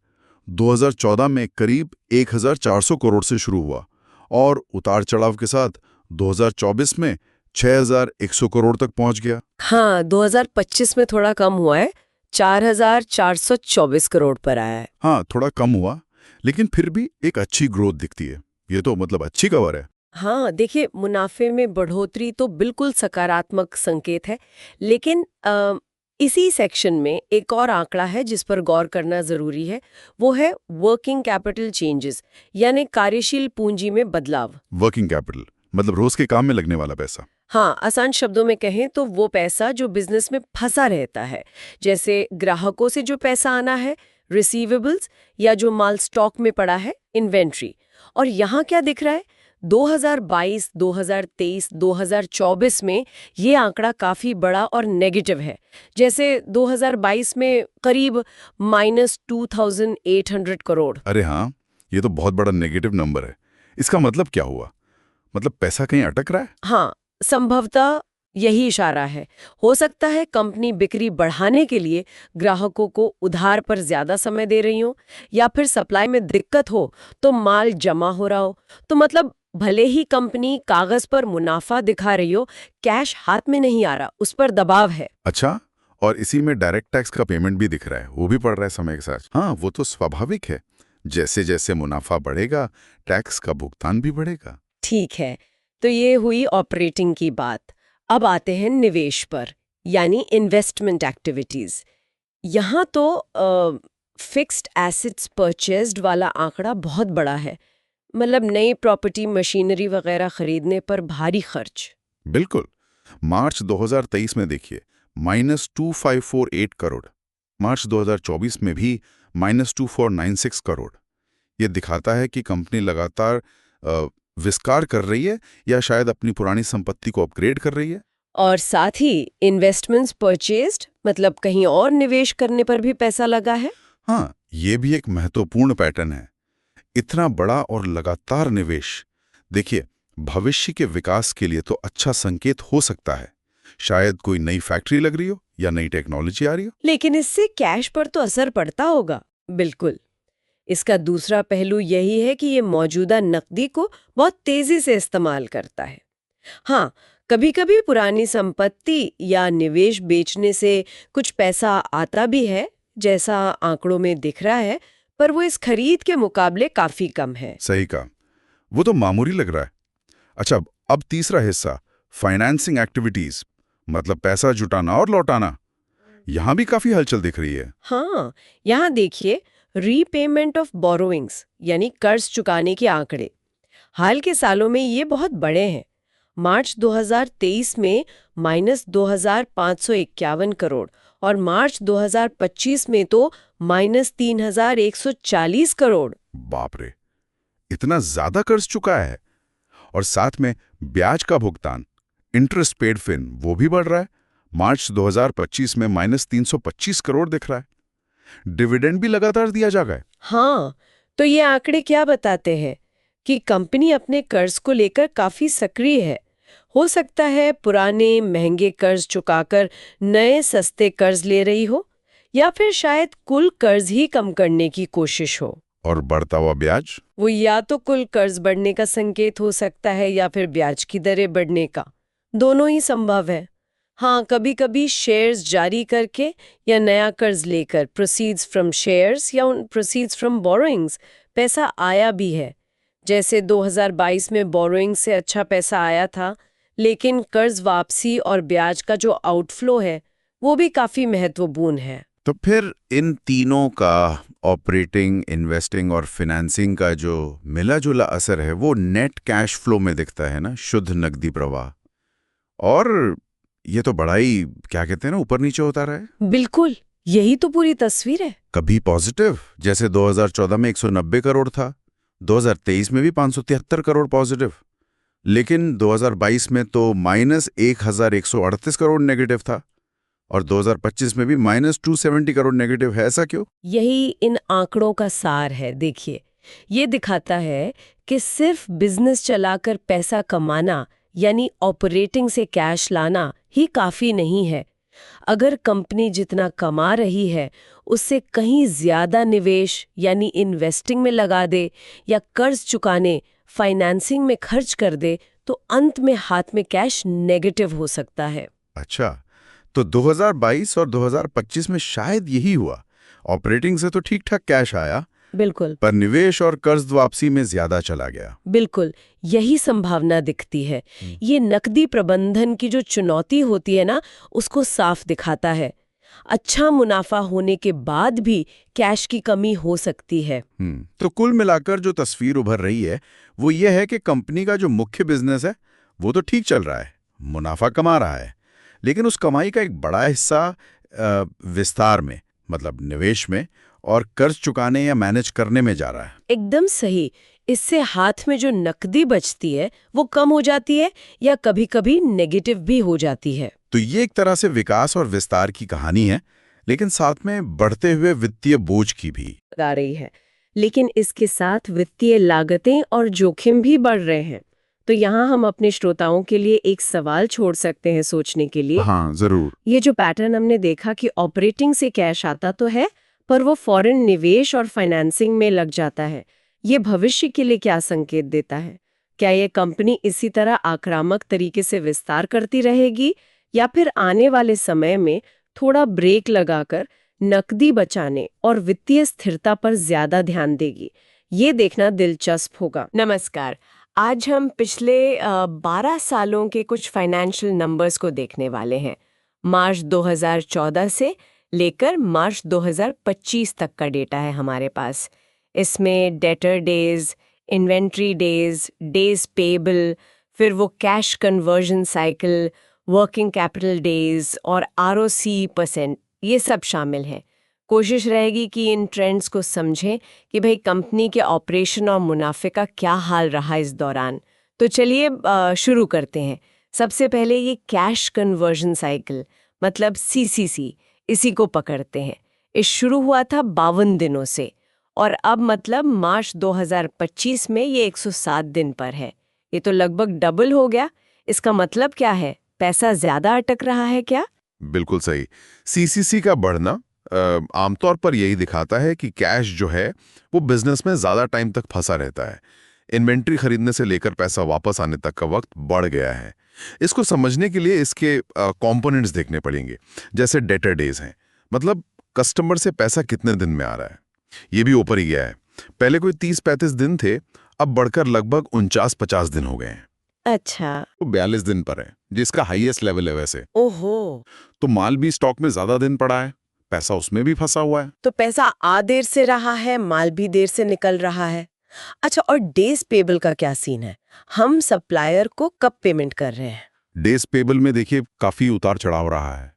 एक टाइम पर ये 71 दिन तक नीचे गया था मार्च से 2023 में, और एक टाइम पर 119 दिन तक ऊपर भी गया था। बाप रे, इतना फर्क! हाँ, अभी लेटेस्ट जो है वो करीब 81 दिन है, मतलब न बहुत कम न बहुत ज्यादा। लेकिन जब ये 71 दिन था तब कंपनी जल्दी पेमेंट कर रही थी। उससे क्या होता है कि सप्लायर से जो एक तरह की फ्री फाइनेंसिंग मिलती है वो कम हो जाती है, कैश पर प्रेशर आता है। समझ गए। तो ये तीनों चीजें, डेटर डेज बढ़े, इन्वेंट्री डेज बढ़े और पेबल डेज अभी बीच में है, ये सब मिलकर सीसीसी को ऊपर ले गए। तो इसका असर वर्किंग कैपिटल डेज पर भी पड़ा होगा फिर? रोज के काम में लगने वाला पैसा। हाँ बिल्कुल, वर्किंग कैपिटल डेज को देखें तो वो भी मार्च 2014 में जहां 11 दिन थे, वो बढ़कर अब लगभग 62 डेज पर है। बीच में तो 69 दिन तक भी गए थे। अच्छा। तो साफ है कि कंपनी के ऑपरेशंस में अब पहले से कहीं ज्यादा पैसा, मतलब कैपिटल, ब्लॉक हो रहा है। ठीक है, अब बातें हैं सबसे जरूरी सवाल पर। इन सब का कंपनी की कमाई पर, मतलब प्रॉफिटेबिलिटी पर क्या असर हुआ? आरओसी कैसा रहा? हाँ, यहीं पर तस्वीर थोड़ी और पेचीदा हो जाती है। आरओसीई यानी रिटर्न ऑन कैपिटल एम्प्लॉयड, वो शुरू में काफी अच्छा था। मार्च 2014 में 45% था, मजबूत था। हाँ, ये तो काफी अच्छा है। लेकिन इसके बाद से इसमें गिरावट का ही ट्रेंड रहा है ज्यादातर, और मार्च 2025 में ये 26% पर आ गया, जो इन 12 सालों में सबसे कम है। ओह, ये तो उल्टा हो गया। मतलब एक तरफ कैश साइकिल लंबा होता जा रहा है, पैसा बिजनेस में फंस रहा है, और दूसरी तरफ उस लगी हुई पूंजी पर जो रिटर्न है वो कम हो रहा है। ये तो थोड़ी चिंता की बात है। हाँ बिल्कुल, ये आंकड़े इसी तरफ इशारा कर रहे हैं। आमतौर पर ऐसा देखा जाता है कि जब ऑपरेशनल एफिशिएंसी घटती है, जैसे सीसीसी बढ़ता है, तो आरओसी पर असर पड़ता है। यहाँ क्लियर दिख रहा है कि सीसीसी ऊपर गया है और आरओसी नीचे आया है, खासकर हाल के सालों में। तो ये सवाल उठता है कि कंपनी अपनी लगाई हुई पूंजी पर ठीक से रिटर्न क्यों नहीं कमा पा रही? तो अगर हम पूरी कहानी को समेटें इन 12 सालों की, तो लग रहा है कि कंपनी का कैश मैनेजमेंट थोड़ा ढीला हुआ है, साइकिल लंबा हुआ है, और साथ ही कैपिटल पर कमाई भी कम हुई है। सही कहा आपने, बिल्कुल यही तस्वीर उभर रही है। देखिए, ये सिर्फ नंबर्स हैं और इनके पीछे कई वजह हो सकती हैं। मार्केट कैसा चल रहा है, इंडस्ट्री में क्या हो रहा है, कंपनी की अपनी पॉलिसी क्या है। लेकिन हाँ, ये आंकड़े मिलकर एक साफ संकेत दे रहे हैं कि वर्किंग कैपिटल को मैनेज करने में और प्रॉफिट कमाने में शायद कुछ चुनौतियां आ रही हैं। इसकी गहराई में जाने के लिए और जानकारी चाहिए होगी, तो संक्षेप में यही है कि डेटा पिछले 12 साल में क्लियर पैटर्न दिखा रहा है। कैश कन्वर्जन साइकिल लंबा हुआ है और आरओसी गिरा है। उतार चढ़ाव जरूर हैं बीच में, पर ओवरऑल ट्रेंड यही है। और मैं एक सवाल छोड़ना चाहूंगा सोचने के लिए। जब हम देख रहे हैं कि लेटेस्ट आंकड़े सबसे लंबे सीसीसी और सबसे कम आरओसीई के हैं, तो कंपनी को इस ट्रेंड को बदलने के लिए क्या अलग करना पड़ सकता है? क्या स्ट्रेटजी बदलनी होगी? और ये भी सोचना होगा कि बाहर के कौन से फैक्टर्स हैं, इकोनॉमी, कंपटीशन, जो इन नंबर्स पर असर डाल रहे होंगे। नमस्कार। आज हम एक अहम दस्तावेज 08APSP.PDF से मिले शेयर धारिता पैटर्न के आंकड़ों पर बात कर रहे हैं। जी। ये आंकड़े जून 2022 से शुरू होते हैं और मार्च 2025 तक के अनुमानित पैटर्न दिखाते हैं। हाँ, तो इसमें प्रमोटर, विदेशी निवेशक यानी FIIs, घरेलू निवेशक DIIs, सरकार और आम जनता, सबकी हिस्सेदारी का ब्यौरा है। बिल्कुल। और कुछ बड़े शेयरधारकों के नाम भी दिए गए हैं। तो आज की हमारी ये जो चर्चा है, इसका मकसद क्या है? मतलब हम क्या समझना चाह रहे हैं इन आंकड़ों से? देखिए, हम ये समझने की कोशिश करेंगे कि इस पूरे समय में जो बड़े शेयरधारक हैं उनकी हिस्सेदारी में क्या उतार चढ़ाव आए, खासकर प्रमोटर और इंस्टीट्यूशनल इन्वेस्टर्स। और इन बदलावों के क्या मायने हो सकते हैं, है ना? ठीक है, तो चलिए फिर शुरू करते हैं। हाँ, तो प्रमोटर होल्डिंग से ही शुरू करते हैं। इसमें सबसे बड़ा जो हिस्सा है वो है Satva holding and trading private limited का। अच्छा, कितना है उनका? उनका हिस्सा 52.63% है। और खास बात यह है कि जून 2022 से लेकर मार्च 2025 तक ये बिल्कुल स्थिर बना हुआ है, 52.63% पर ही। ये तो काफी मजबूत स्थिरता दिखाता है। और दूसरे बड़े प्रमोटर्स? हाँ, जैसे स्मृति होल्डिंग है, उनका 5.71% है और गीतांजलि ट्रेडिंग का 4.77%। ये भी ज्यादातर स्थिर ही रहे हैं। लेकिन एक छोटा सा बदलाव भी है शायद, गुजरात ऑर्गेनिक्स। हाँ, बिल्कुल। गुजरात ऑर्गेनिक्स प्राइवेट लिमिटेड का हिस्सा सितंबर 2023 के बाद थोड़ा कम हुआ है। 5.77% से घटकर 5.40% पर आया है। ओके। और लिस्ट में ना कई छोटे छोटे नाम भी हैं, मतलब व्यक्ति हैं, कुछ HUFs हैं, जैसे वकील HUF, शैलेश चमनलाल चौकसी HUF। हाँ, मैंने देखा। पर इनकी हिस्सेदारी या तो बहुत ही कम है, जैसे 0.01% या 0, या फिर समय के साथ कम हो गई है। तो बड़े ट्रेंड पर इनका ज्यादा असर नहीं पड़ता। कुछ दिवंगत लोगों के नाम भी हैं। ठीक है, तो प्रमोटर वाला हिस्सा तो मोटा मोटी स्थिर लगता है, लेकिन मुझे लग रहा है कि असली कहानी संस्थागत निवेशकों, मतलब FIIs और DIIs में है। हाँ, बिल्कुल सही। वहां काफी हलचल दिख रही है। अगर हम FIIs को देखें, यानी विदेशी संस्थागत निवेशक, हाँ, उनका क्या ट्रेंड है? उनका हिस्सा जून 2022 में 18.51% था, लेकिन अनुमान यह है कि मार्च 2025 तक ये घटकर सिर्फ 12.23% रह जाएगा। अरे, ये तो काफी बड़ी गिरावट है। 18.5% से सीधा 12.2% के करीब। जी हाँ, ये एक अहम बदलाव है। ये दिखाता है कि शायद विदेशी निवेशकों का रुझान कुछ कम हुआ है इस दौरान। इसके कई कारण हो सकते हैं। खैर, इसके ठीक उलट DIIs यानी घरेलू संस्थागत निवेशकों का? देखिए, DIIs की कहानी बिल्कुल उल्टी है। जून 2022 में उनकी हिस्सेदारी 8.42% थी। अच्छा। और वो लगातार बढ़ी है। अनुमान है कि मार्च 2025 तक ये बढ़कर 15.51% तक पहुंच जाएगी। वाह, मतलब FIIs की गिरावट की भरपाई एक तरह से DIIs ने की है। हाँ, कह सकती हैं। ये एक मजबूत बढ़ोतरी है। इसमें बड़े नाम जैसे LIC है, SBI म्यूचुअल फंड है, जिसमें वो SBI निफ्टी 50 ETF भी शामिल है, और ICICI प्रूडेंशियल म्यूचुअल फंड भी। तो साफ दिख रहा है कि विदेशी निवेशक निकले हैं और घरेलू निवेशक आए हैं। अच्छा, और आम जनता यानी पब्लिक शेयर होल्डिंग, उसमें कोई बदलाव? पब्लिक हिस्सेदारी में कोई बड़ा फेरबदल नहीं दिख रहा। वो जून 2022 में करीब 20.37% थी और पूरे समय में वो लगभग 19 से 20% के बीच ही घूमती रही है। मार्च 2025 में भी अनुमान 19.51% का ही है, तो वो काफी हद तक स्थिर है। मतलब संस्थागत स्तर पर भले ही बदलाव हो रहे हैं, आम निवेशक अपनी जगह बने हुए हैं। हाँ, मोटे तौर पर ऐसे ही लगता है। कुछ और छोटे बदलाव भी थे शायद प्रमोटर ग्रुप में, टी-स्टार रिटेल और सिद्धांत कमर्शियल्स का कुछ। जी, टी-स्टार रिटेल प्राइवेट लिमिटेड की हिस्सेदारी दिसंबर 2022 के बाद 1.34% से घटकर 0.60% हो गई। ओके। और उसी दौरान सिद्धांत कॉमर्शियल्स प्राइवेट लिमिटेड की हिस्सेदारी 0.33% से बढ़कर 0.71% हो गई। ये छोटे बदलाव हैं, लेकिन ये भी उस पूरी तस्वीर का हिस्सा हैं। एक और बात आपने बताई थी, कुल शेयर धारकों की संख्या बढ़ी है। हाँ, ये भी एक दिलचस्प पॉइंट है। जून 2022 में कुल शेयर धारक करीब 10,11,000 थे। जी। और अनुमान है कि मार्च 2025 तक ये संख्या बढ़कर 12,13,000 से ज्यादा हो जाएगी। तो रिटेल निवेशकों की भागीदारी संख्या के लिहाज से बढ़ रही है। अच्छा। और एक छोटा सा नोट भी है दस्तावेज में कि सितंबर 2022 के बाद से वर्गीकरण में कुछ बदलाव हो सकता है, तो आंकड़ों को देखते हुए इसे ध्यान में रखना चाहिए। ठीक है, तो अगर हम पूरी तस्वीर को एक साथ देखें तो मुख्य बातें क्या निकल कर आती हैं? प्रमोटर होल्डिंग काफी हद तक स्थिर है। हाँ, खासकर सबसे बड़ी वाली। बिल्कुल। लेकिन एफआईआईज की हिस्सेदारी काफी कम हुई है, जबकि डीआईआईज की हिस्सेदारी उतनी ही बढ़ गई है। सही। और आम जनता की हिस्सेदारी लगभग वैसी ही बनी हुई है, लेकिन कुल मिलाकर शेयर धारकों की गिनती बढ़ी है। एकदम सही सारांश है।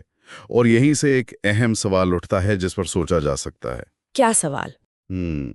ये जो बदलाव है एफआईआई से डीआईआईएस की तरफ स्वामित्व का खिसकना, ये इस कंपनी के बारे में क्या बताता है?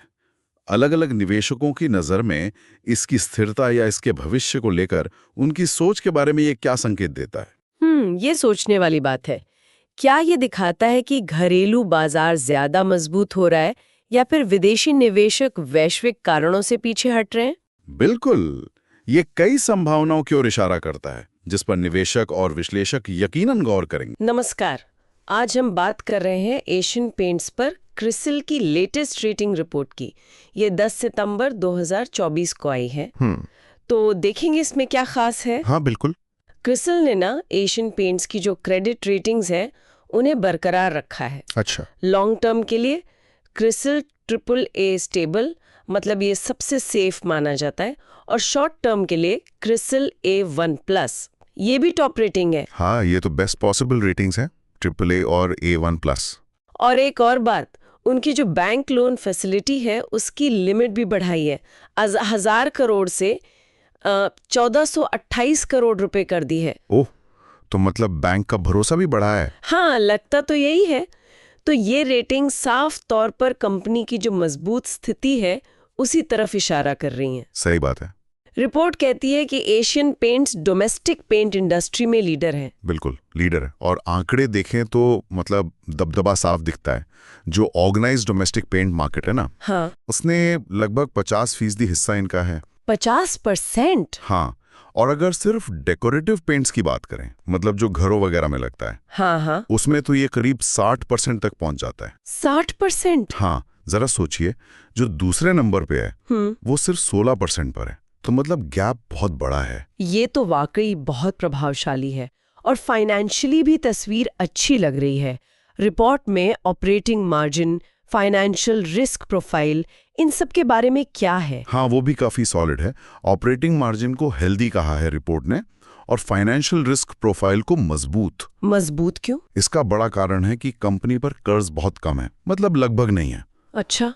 और कैश बहुत है। अच्छा, कितना कैश? मार्च 2024 तक 5000 करोड़ रुपए से ज्यादा का कैश था उनके पास, और कंपनी नेट डेट फ्री है। नेट डेट फ्री यानी कोई शुद्ध कर्ज नहीं। बिल्कुल। तो फाइनेंशियल मजबूती तो है, लेकिन एक चीज थोड़ी ध्यान देने वाली है। क्या? पिछले फाइनेंशियल ईयर में, मतलब FY24 में वॉल्यूम तो अच्छा बढ़ा, मतलब माल ज्यादा बिका, पर रेवेन्यू ग्रोथ सिर्फ 3% रही। ओ, सिर्फ 3%? वॉल्यूम बढ़ने के बाद भी? ऐसा क्यों? हाँ, इसके दो कारण बताए गए हैं। एक तो उन्होंने कीमतें कुछ कम की थी, और दूसरा प्रोडक्ट मिक्स में बदलाव आया। अच्छा, और इस साल की पहली तिमाही Q1 FY25, उसमें भी तो रेवेन्यू शायद गिरा है। हाँ, सही कहा, उसमें लगभग 2% की गिरावट आई है। उसके पीछे भी वही पिछले क्वार्टर वाली कीमतें, फिर आम चुनाव का माहौल था, तो थोड़ी सुस्ती, और वो गर्मी बहुत ज्यादा थी इस बार, उसका भी असर पड़ा। समझ गई। लेकिन इस धीमी रेवेन्यू ग्रोथ के बावजूद ऑपरेटिंग मार्जिन का क्या हुआ? वो तो शायद सुधरा है। हाँ, वो जरूर सुधरा है। FY24 में ये बढ़कर 21.4% हो गया। वाह, पहले कितना था? FY23 में 18.3% था। तो ये तो काफी अच्छा जंप है। हाँ बिल्कुल। इसका मेन कारण था कच्चे माल की कीमतों में नरमी आना, जैसे titanium dioxide, crude oil derivatives, इनकी कीमतें गिरी। अच्छा। लेकिन हाँ, दूसरी तरफ सेलिंग और एम्प्लॉय कॉस्ट बढ़ी हैं, तो ऑपरेटिंग खर्चे भी बढ़े। तो आगे क्या उम्मीद है मार्जिन की? मीडियम टर्म में, मतलब अगले कुछ सालों में, उम्मीद है कि मार्जिन 18 से 20% के बीच रहेगा। अच्छा, तो मतलब अभी जो 21.4% है उससे थोड़ा नीचे। हाँ, थोड़ा नीचे। ऐसा मान रहे हैं कि कच्चे माल की कीमतें शायद स्टेबल रहेंगी और कंपनी कॉस्ट कंट्रोल पर ध्यान देगी। हालांकि मार्केटिंग पर खर्च शायद बढ़ेगा। ठीक है। अब मजबूती की बात तो हो गई। रिपोर्ट में कुछ कमजोरियों या रिस्क्स का भी जिक्र है। हाँ, बिल्कुल। सबसे बड़ा रिस्क तो वही है, कच्चे माल की कीमतों का उतार चढ़ाव। वो तो पेंट इंडस्ट्री में हमेशा ही रहता है। हाँ, रहता है। टाइटेनियम डाइऑक्साइड, क्रूड डेरिवेटिव्स, इन पर कंपनी का कंट्रोल नहीं होता ज़्यादा। और दूसरा, कंपटीशन। कंपटीशन मतलब ऑर्गेनाइज्ड सेक्टर में कुछ और बड़े प्लेयर्स भी हैं और फिर रीजनल प्लेयर्स भी काफ़ी हैं। तो इस वजह से ना प्राइसिंग पावर थोड़ी लिमिटेड हो जाती है। मतलब आप मनमर्जी से कीमतें नहीं बढ़ा सकते। हाँ, कंपटीशन तो बढ़ ही रहा है। तो इन चुनौतियों से निपटने और आगे ग्रोथ के लिए कंपनी कुछ प्लान कर रही है? हाँ, उनका कैपेक्स प्लान काफ़ी बड़ा है अगले 3 सालों के लिए। कैपेक्स मतलब? कैपिटल एक्सपेंडिचर, मतलब नए निवेश। वो नए प्लांट्स लगा रहे हैं, पुराने प्लांट्स की कैपेसिटी बढ़ा रहे हैं। अच्छा। और एक और खास चीज़, बैकवर्ड इंटीग्रेशन कर रहे हैं इंपॉर्टेंट रॉ मटेरियल्स के लिए। बैकवर्ड इंटीग्रेशन यानी कच्चा माल खुद बनाने की तरफ? हाँ, या उस पे ज़्यादा कंट्रोल पाने की तरफ। इससे वो कच्चे माल की कीमतों वाले रिस्क को कुछ हद तक कम कर पाएंगे। ये तो अच्छी स्ट्रैटेजी लगती है, पर इसमें पैसा तो बहुत लगेगा। हाँ, लगेगा। लेकिन अच्छी बात यह है कि कंपनी जो कैश जनरेट करती है हर साल, हाँ। अनुमान है कि वो करीब 3,500 से 4,000 करोड़ रुपए सालाना होगा। तो उम्मीद है कि ये कैपेक्स उसी से फंड हो जाएगा। बाहर से कर्ज लेने की जरूरत शायद ना पड़े। ओह, ये तो बहुत अच्छी बात है। फाइनेंशियल मजबूती का यही फायदा है। बिल्कुल। रिपोर्ट में ईएसजी पर भी कुछ था। आजकल इस पे बहुत फोकस रहता है। Environment, social, governance. हाँ, उसका भी जिक्र है। क्रिसिल का मानना है कि एशियन पेंट्स की ईएसजी प्रोफाइल भी उसकी क्रेडिट रेटिंग को सपोर्ट करती है। कैसे? कंपनी रिन्यूएबल एनर्जी का इस्तेमाल बढ़ाने पर काफ़ी ध्यान दे रही है। FY24 में वो 65.8% तक पहुंच गया था और वेस्ट मैनेजमेंट पर भी फोकस है। अच्छा। और उनका टारगेट है कि 2030 तक 100% रिन्यूएबल एनर्जी इस्तेमाल करे। 100%? ये तो बड़ा टारगेट है। हाँ, तो ये सब चीज़ें मिलकर कंपनी की ओवरऑल प्रोफाइल को मजबूत बनाती हैं। तो अगर पूरी रिपोर्ट को समेटें तो क्रिसिल एशियन पेंट्स को एक बहुत मजबूत मार्केट लीडर मान रहा है। हाँ, फाइनेंशियल कंडीशन शानदार है, भले ही हाल में रेवेन्यू ग्रोथ थोड़ी धीमी रही हो। सही। कच्चे माल की कीमतों का रिस्क है, पर उससे निपटने के प्लान्स भी हैं और इसीलिए आउटलुक स्टेबल है। बिल्कुल। कंपनी की जो ब्रांड इक्विटी है, सालों से बनी हुई, जो डिस्ट्रीब्यूशन नेटवर्क है, हाँ, वो तो बहुत फैला हुआ है। हाँ, और फाइनेंशियल डिसिप्लिन, ये सब मिलकर एक मजबूत नींव बनाते हैं। सही कहा। इस सब जानकारी के बाद एक सोचने वाली बात ये रह जाती है हाँ। कि जैसे जैसे डेकोरेटिव पेंट सेगमेंट में कंपटीशन बढ़ रहा है, नए बड़े प्लेयर्स भी आ रहे हैं, तो क्या एशियन पेंट्स भविष्य में भी अपना ये मार्केट शेयर और ये जो हेल्दी मार्जिन्स है, हाँ, क्या इससे ऐसे ही बनाए रख पाएगा? ये देखना वाकई दिलचस्प होगा आगे। बिल्कुल। ये आने वाले वक्त का सबसे बड़ा सवाल रहेगा उनके लिए। नमस्कार, आज हम बात कर रहे हैं एशियन पेंट्स की। हमारे पास है उनकी latest investor presentation Q4 FY 2025 की। जी। और हम समझने की कोशिश करेंगे कि कंपनी का हालिया परफॉर्मेंस कैसा रहा है, खासकर उनके अलग-अलग बिजनेस सेगमेंट्स में। बिल्कुल। और ये तिमाही थोड़ी मिली-जुली रही है। एक तरफ थोड़ी सुस्ती दिखी है डिमांड में, कंपटीशन भी है। हाँ। पर दूसरी तरफ कंपनी इनोवेशन और एक्सपेंशन पर भी फोकस कर रही है। तो देखते हैं ये सब कैसे प्ले आउट हो रहा है। चलिए शुरू करते हैं इनके सबसे बड़े बिजनेस से, जो है डेकोरेटिव पेंट्स भारत में। यहाँ क्या तस्वीर दिख रही है? सुना है थोड़ी गिरावट है। हाँ, देखिए Q4 में वॉल्यूम, मतलब कितना पेंट बिका, उसमें करीब 1.8% की गिरावट रही। अच्छा। और वैल्यू यानी कमाई, उसमें थोड़ी ज्यादा, करीब 5.2% की गिरावट आई। ओह। पूरे साल का ट्रेंड भी लगभग ऐसा ही है। तो इसकी वजह क्या है? शहरी मांग कम हुई या कंपटीशन? दोनों ही बातें हैं। शहरों में डिमांड थोड़ी ठंडी पड़ी है और हाँ, कंपटीशन तो बढ़ा ही है बाजार में। ये थोड़ी चिंता की बात तो है, लेकिन क्या ये लॉन्ग टर्म ट्रेंड है? कंपनी तो हमेशा ग्रोथ की बात करती है। देखिए, शॉर्ट टर्म में गिरावट जरूर है, पर अगर थोड़ा लंबा देखें, जैसे पिछले 5 साल का औसत, जिसको CAGR कहते हैं, हाँ, CAGR। वो अभी भी डबल डिजिट में है। वॉल्यूम में करीब 11.5% और वैल्यू में 15.6% सालाना बढ़ा है FY19 से FY24 तक। तो वो कहानी अभी भी मजबूत है ओके। और वो अपना डिस्ट्रीब्यूशन नेटवर्क लगातार बढ़ा रहे हैं। अब करीब 1,69,000 दुकानों तक पहुंच गए हैं। वाह, काफी बड़ा नेटवर्क है। हाँ, और उनकी जो ब्यूटीफुल होम सर्विस है ना, पेंटिंग वगैरह की, वो भी ठीक चल रही है। प्रोजेक्ट्स वाला बिजनेस भी अच्छा कर रहा है। और नए प्रोडक्ट्स, उनका कितना योगदान रहा? नए प्रोडक्ट्स का हिस्सा Q4 रेवेन्यू में करीब 14% था। वो नए नए प्रोडक्ट्स लाते रहते हैं, जैसे कश्मीर के लिए एक खास पैक निकाला, अक्से कश्मीर। इंटरेस्टिंग। एक और अहम चीज है बैकवर्ड इंटीग्रेशन, मतलब पेंट बनाने के लिए जो कच्चा माल चाहिए, जैसे VMVA और वाइट सीमेंट, वो खुद बनाने के प्रोजेक्ट्स पर काम कर रहे हैं। वो सही चल रहे हैं। उससे कॉस्ट कम हो सकती है आगे चलकर। बिल्कुल, यही उम्मीद है। चलिए अब होम डेकोर पर आते हैं। किचन, बाथ, फर्नीचर, यहाँ क्या हाल है? यहाँ परफॉर्मेंस थोड़ी धीमी है। वजह यह है कि ये सब चीजें मतलब विवेकाधीन खर्च में आती हैं। मतलब जब लोगों के पास एक्स्ट्रा पैसा होता है तभी खरीदते हैं। हाँ, बिल्कुल। और अभी उस खर्च पर थोड़ा दबाव है। किचन बिजनेस में एक मर्जर हुआ था, उसके बाद कुछ दिक्कतें आईं, तो Q4 में करीब 16 करोड़ का PBT लॉस हुआ। ओ, लॉस? हाँ, और बाथ सेगमेंट में भी करीब 4 करोड़ का घाटा रहा। व्हाइट टीक और वेदर सील का क्या हुआ? इनके बारे में भी सुना था। हाँ, व्हाइट टीक जो फर्नीचर का ब्रांड है, उसकी बिक्री Q4 में 20% गिरी। और वेदर सील जो दरवाजे खिड़की वाला सेगमेंट है, वो तो 58% नीचे गया। इतना ज्यादा? क्यों भाई? शहरी मांग कमजोर और कुछ BIS स्टैंडर्ड्स, मतलब जो क्वालिटी मानक होते हैं, उनको लेकर भी कुछ चुनौतियां थीं। हालांकि वो कोशिश कर रहे हैं। मुंबई में एक बड़ा एक्सपीरियंस सेंटर खोला है, निलाया एंथोलॉजी। सूरत और मुंबई में नए ब्यूटीफुल होम्स स्टोर भी खोले हैं। पर ये सेगमेंट लगातार घाटे में है। हाँ, ये एक सवाल है कि कंपनी कब तक इसमें निवेश करती रहेगी। अब विदेश चलते हैं।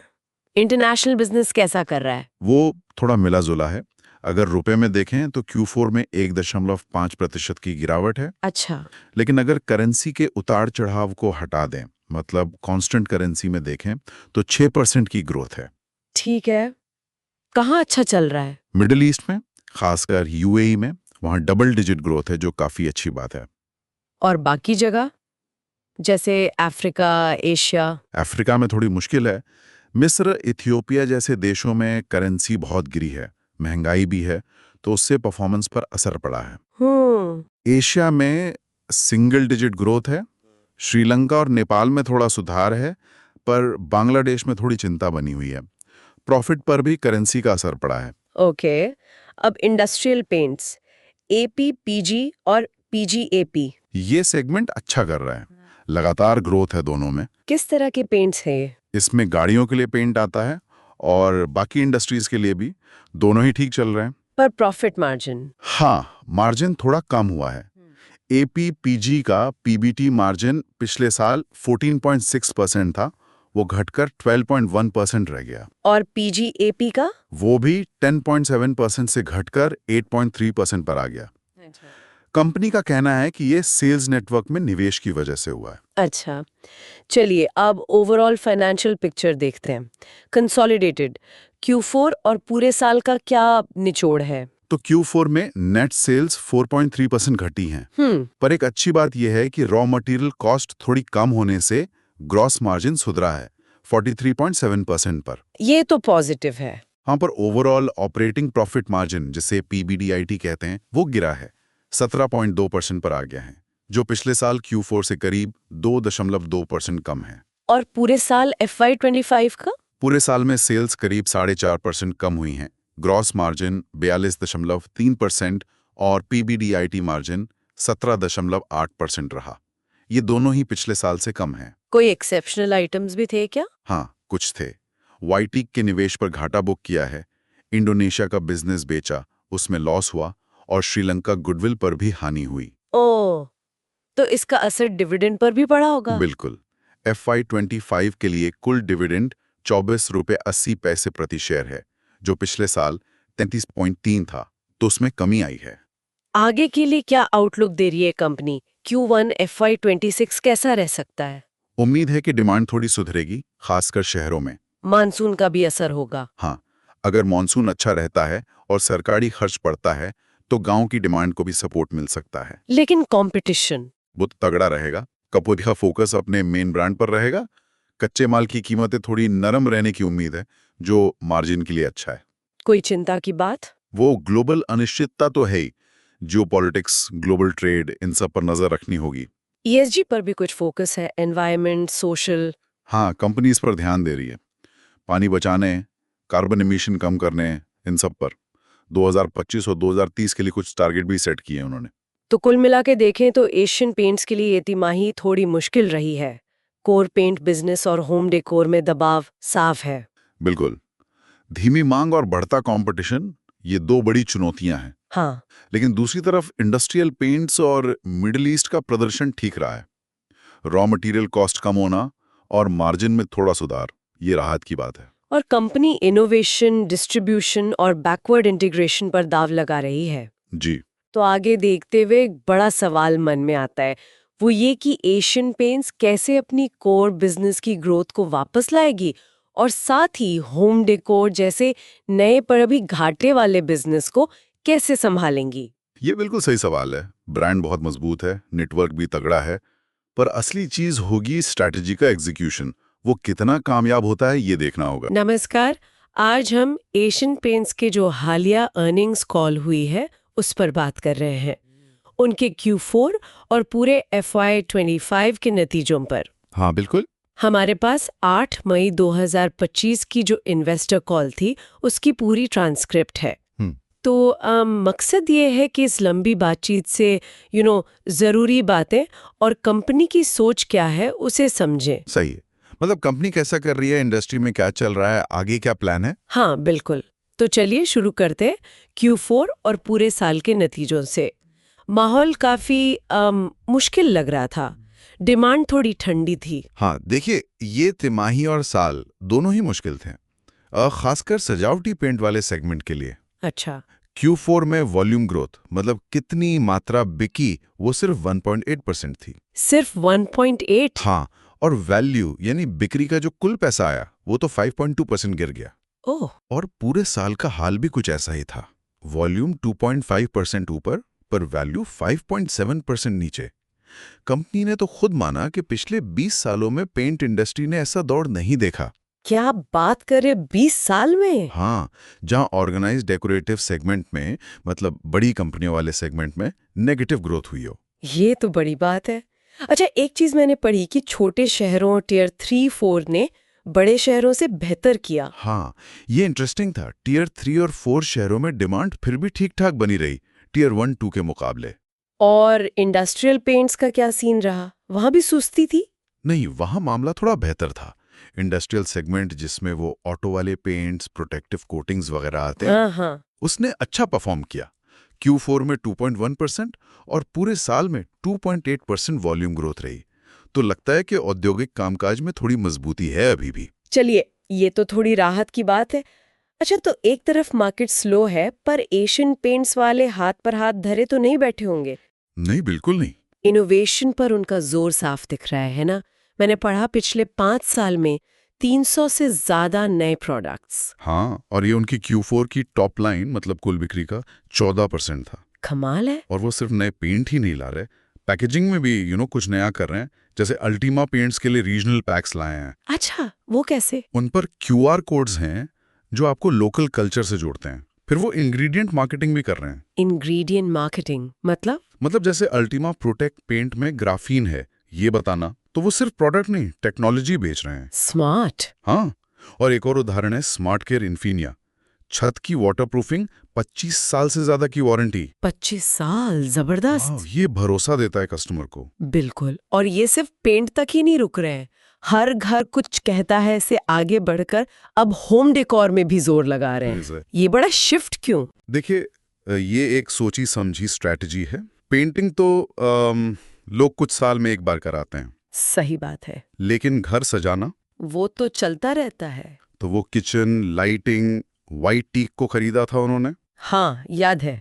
फर्निशिंग, इन सबको एक साथ ला रहे हैं। मुंबई में नायला एंथोलॉजी नाम का एक बहुत ही पॉश लग्जूरियस डिजाइन स्टोर भी खोला है। अच्छा। हालांकि होम डेकोर में भी सब चंगा नहीं है। किचन और बाथ वाले बिजनेस में पिछले साल लॉस हुआ ओ, और व्हाइट टीक को भी थोड़ी दिक्कतें आई, जिसके लिए कंपनी को करीब 78 करोड़ रुपए का इम्पेयरमेंट प्रोविजन लेना पड़ा। मतलब उसकी वैल्यू कम माननी पड़ी। तो मिक्स्ड रिजल्ट्स है वहाँ। अच्छा, प्रोडक्ट्स और होम डेकोर के अलावा वो अपनी जड़ें भी मजबूत कर रहे हैं ना? सप्लाई चेन पर कुछ बढ़ा कर रहे हैं, बैकवर्ड इंटीग्रेशन। बिल्कुल, ये बहुत जरूरी है।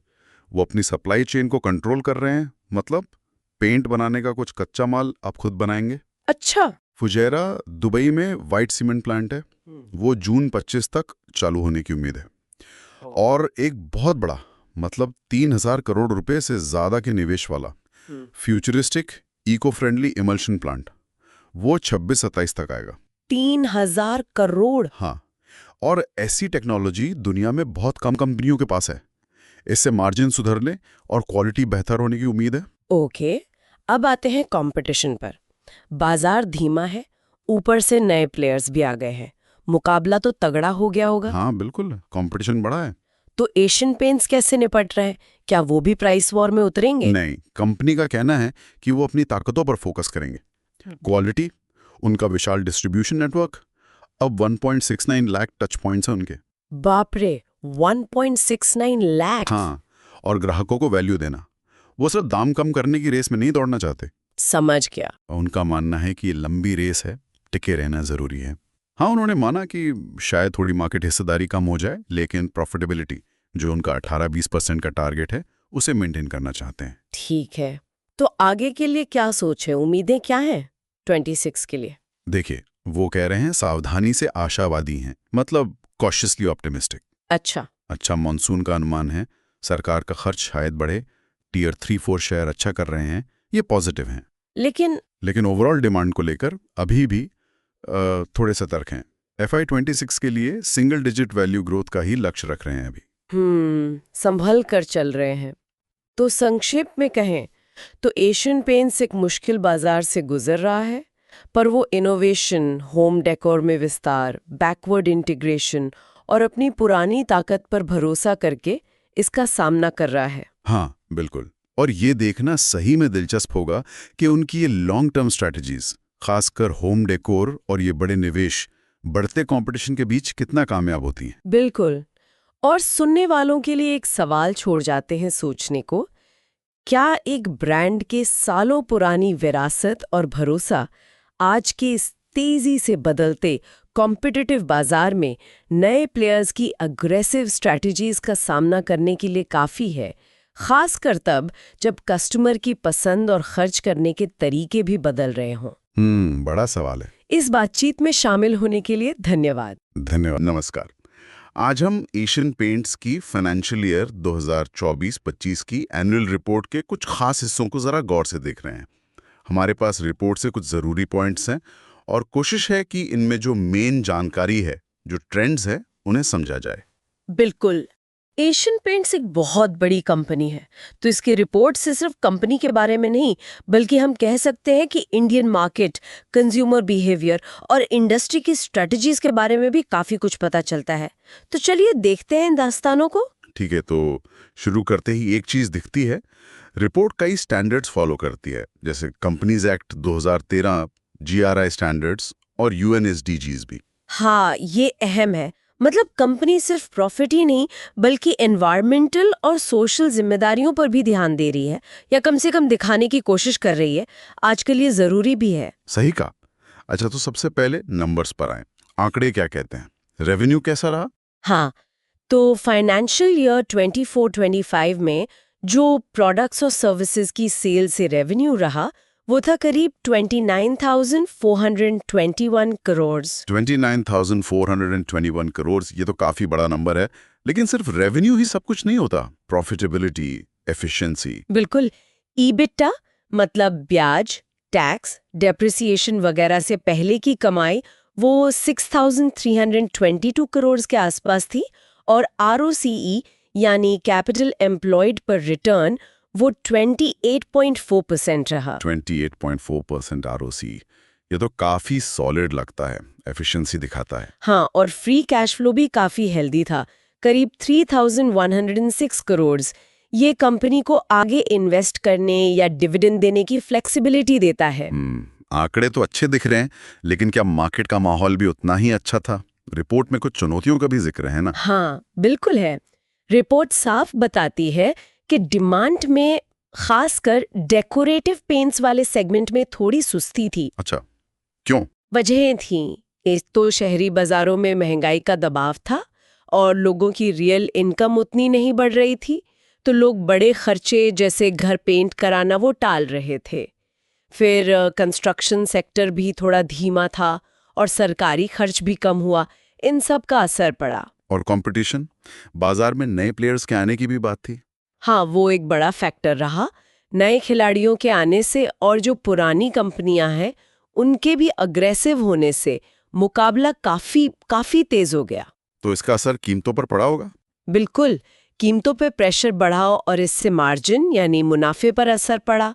और रिपोर्ट ये भी मानती है कि ये जो तगड़ा कंपटीशन है ये शायद आगे भी बना रहेगा। तो एक तरफ डिमांड धीमी, दूसरी तरफ कंपटीशन तेज। कंपनी ने किया क्या फिर? क्या स्ट्रैटेजी अपनाई? देखिए, दो तरफा अप्रोच लगती हैं।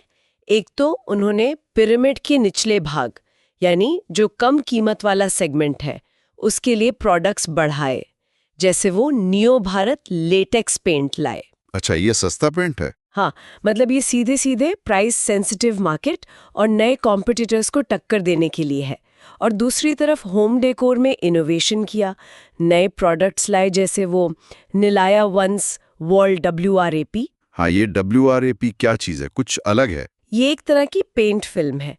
मतलब इसे दीवार पर लगाते हैं और इससे रेनोवेशन का टाइम काफी कम हो जाता है। तो ये इनोवेशन वाली साइड हो गई। दिलचस्प है। तो मतलब पेंट से आगे बढ़कर होम डेको सॉल्यूशंस की तरफ जा रहे हैं।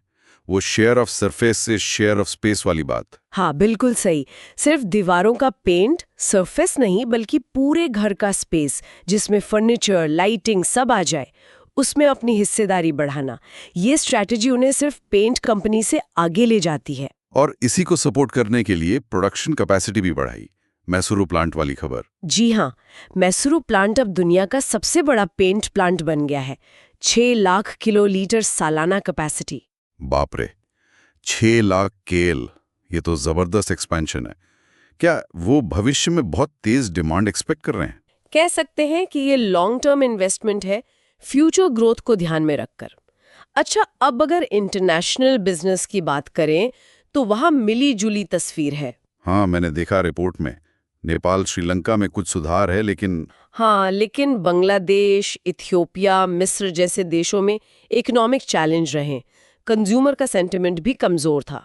इथियोपिया में तो करेंसी डिवैल्यूएशन और जियोपॉलिटिकल इश्यूज ने भी हिट किया। और इंडोनेशिया से बाहर निकलने का फैसला भी। हाँ, इंडोनेशिया में ग्रोथ उम्मीद के मुताबिक नहीं थी, काफी धीमी थी। तो कंपनी ने सोचा कि वहां से निकलकर उन मार्केट्स पर फोकस करें जहां ज्यादा पोटेंशियल है। एक तरह का स्ट्रेटेजिक मूव है ये। समझ गया। अच्छा, फाइनेंशियल और मार्केट के अलावा सस्टेनेबिलिटी यानी स्थिरता पर आजकल बहुत फोकस रहता है। उस मोर्चे पे क्या रहा? एक बड़ा अचीवमेंट था वाटर रिप्लेनिशमेंट। मतलब जितना फ्रेश वाटर इस्तेमाल किया उसका 478% पानी वापस पर्यावरण को लौटाया। 478%? ये कैसे? मतलब करीब 5 गुना। इसमें rain water harvesting, recycling, ground water recharge ये सब तरीके शामिल होते हैं। रिन्यूएबल एनर्जी का इस्तेमाल भी बढ़ा है। ये तो बहुत अच्छा है। हाँ, लेकिन रिपोर्ट ये भी मानती है कि 2025 के सारे एनवायरमेंटल टारगेट पूरे नहीं हुए हैं। वजह बताई है प्रोडक्शन वॉल्यूम कम होना और कुछ कैपेसिटी एक्सपेंशन प्रोजेक्ट्स। ओके। और सोशल इनिशिएटिव्स में वो ब्यूटीफुल होम्स एकेडमी? हाँ, उसके जरिए 9.5 लाख से ज्यादा पेंटर्स और कॉन्ट्रैक्टर्स को ट्रेनिंग दी गई। स्किल डेवलपमेंट का बड़ा काम है। और एम्प्लॉई एंगेजमेंट स्कोर भी 78% रहा, जो ठीक ठाक माना जाता है। गवर्नेंस पर भी जोर है, जैसे बोर्ड में आधे इंडिपेंडेंट डायरेक्टर्स वगैरह। तो अगर हम सारी बातों को समेटें तो क्या समझ आता है? मतलब एशियन पेंट्स ने मुश्किल साल में भी फाइनेंशियली खुद को संभाले रखा है, होम डेकोर में एक्सपैंड कर रही है, सस्टेनेबिलिटी पर भी काम कर रही है। हालांकि कुछ टारगेट बाकी हैं, लेकिन चुनौतियां भी कम नहीं हैं, खासकर इंटरनेशनल मार्केट और घरेलू कंपटीशन। बिल्कुल सही। कंपनी का दाव इनोवेशन पर है, जैसे नियो भारत और वो वॉल WRAP, और ऑपरेशनल एक्सीलेंस पर, जैसे मैसूरू प्लांट। आगे का रास्ता इस पर डिपेंड करेगा कि वो इन चैलेंज को कैसे हैंडल करते हैं और अपनी स्ट्रैटेजी को कितना इफेक्टिवली लागू कर पाते हैं। और हमारे श्रोताओं के लिए एक सोचने वाली बात छोड़ जाते हैं। जब बाजार में इतना तगड़ा कंपटीशन हो और ग्राहक भी बदल रहे हो, तो एशियन पेंट्स जैसी बड़ी जमी जमाई कंपनी अपनी लीडरशिप बनाए रखने के लिए इनोवेशन और सस्टेनेबिलिटी में सही बैलेंस कैसे बना सकती हैं, इस पर जरूर सोचिएगा।